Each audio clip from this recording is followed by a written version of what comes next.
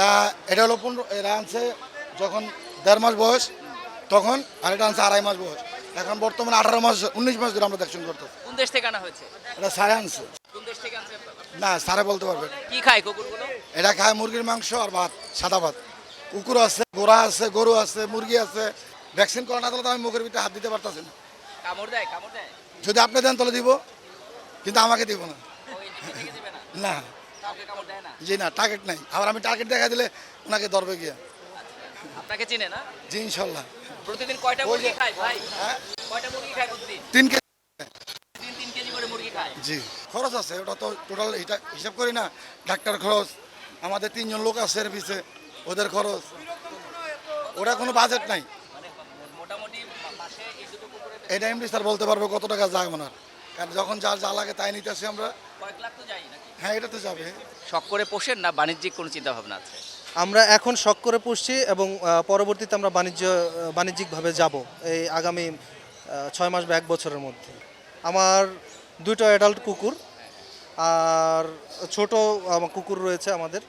ওগুলো যদি কেউ চায় তখন আমরা ওটার নেই আর কি। এই বড় কুকুর দুটো কোন দেশি কুকুর এগুলো? এটা হচ্ছে ইউরোপিয়ান জাত, এটার নাম হচ্ছে দ্য গ্রেট ড্যান। এটা হচ্ছে পৃথিবীর মধ্যে বড় বড় যেসব ব্রিড রয়েছে তার মধ্যে একটি হচ্ছে এটা, দ্য গ্রেট ড্যান। আচ্ছা, তো আপনি কি দুটো বিদেশ থেকে কিনে নিয়ে এনেছেন? আমরা বাংলাদেশ থেকেই কিনেছি। কত টাকা পড়েছিল? তখন প্রায় আমরা 1 মাস এবং 1.5 মাস বয়সে কিনেছিলাম, তখন প্রায় 2.5 লাখ টাকার মতো খরচ হয়েছিল। এখন কত দাম হবে? এখন তো এটা অনেক বড়, অনেক দাম। এটা আমার ফার্স্ট টাইম আসা, তো সেই অনুযায়ী আমার খুব ভালো লাগছে। আপনি তো ছুঁয়েও দেখলেন হাত দিয়ে, ভয় লাগে না? না, ঘোড়া ভালো লাগে? হ্যাঁ, আমার বাসায়ও কুকুর আছে। আমি ছোটবেলা থেকেই পশু পাখি অনেক পছন্দ করি।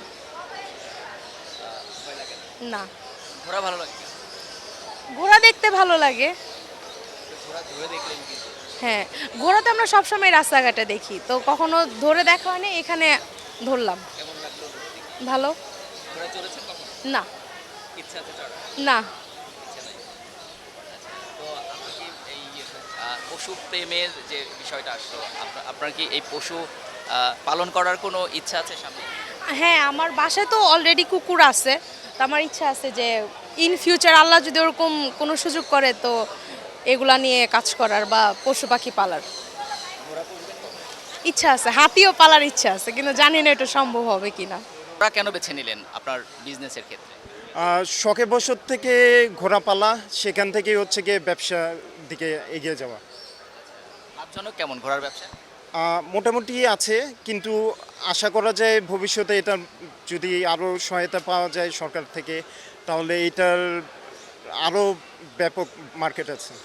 এটা কোন দেশি ঘোড়া? এটা থরোব্রিড, আমেরিকান ব্রিড। কত বড় হয়? এটা কি আরো বড় হয়? এটা আপাতত এই সাইজ আছে, প্রায় 64 ইঞ্চি এটা পিঠের থেকে হাইট। আর এই জাতের ঘোড়া আরও বড় হয়ে থাকে। কি নাম এটা? সিজার। জি, কি খায় ঘোড়ায়? ঘোড়া বুটের ছোলা, সবুজ ঘাস, এগুলোই ন্যাচারাল খাবারগুলো দিয়ে থাকে। রাইড করেন আপনি? রাইড মোটামুটি হালকা পাতলা করতে পারি। এটা করা যায়? হ্যাঁ, করা যায়। ভবিষ্যৎ প্ল্যানিং কি ঘোড়া নিয়ে? ভবিষ্যতে প্ল্যানিং হচ্ছে যেন বাংলাদেশের সবাই তো কম বেশি কুকুর, বিড়াল, গরু, ছাগল পালে, যেন ঘোড়াটারও যেন সবাই শখের বসে আরও পালে। আর তার সাথে সাথে এই ঘোড়াগুলোর মার্কেটও বৃদ্ধি পাবে। এতে করে আমরা যারা আছি ঘোড়ার সাথে সংযুক্ত, তো আমরাও এই ঘোড়াটার সবার শখের যে ঘোড়াগুলো, সুন্দর উন্নত মানের ঘোড়া আমরা যেন প্রোভাইড করতে পারি। এই ঘোড়ার মূলত কাজ কি, মানে ঘোড়া দিয়ে কি হয়? ঘোড়া বেসিক্যালি আমাদের দেশে আইন শৃঙ্খলা বাহিনী, সামরিক বাহিনীতে তাদের প্যারেডের জন্য ইউজ করা হয়। আর এছাড়া বিভিন্ন মানুষ শখের বশতে তাদের বাসায় বা তাদের ফার্ম হাউসে বা এইখানে পেলে থাকে। এই ঘোড়া পালতে প্রতিদিন কি পরিমাণ খরচ হতে পারে? প্রতিদিন প্রায় 700 টাকার খাবার লাগে।